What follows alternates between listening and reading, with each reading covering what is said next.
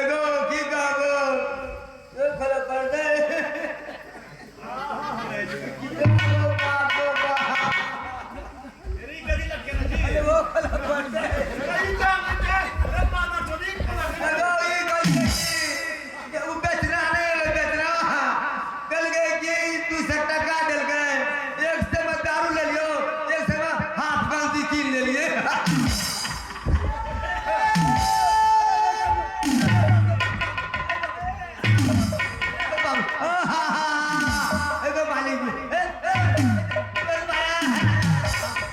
चलो यहाँ से निकल तो बाप करे हाथ गल के गान पसंद पड़ लिया हम जाने आज कटी जी अल्ले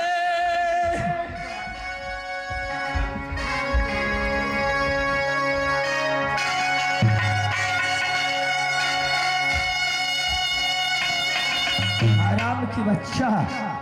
जो नाइन कुमारे चांद गढ़वाले जो माए 12 वर्ष की बाद नूने बिछौना पोर पोर में काटे जिनकी 12 वर्ष नाम निशानी मिटा दिला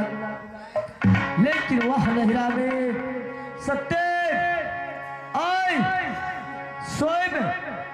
तोरा देखे की वास्ते शांति गड़ा रहल कबे का आदमी छे कंपनी छे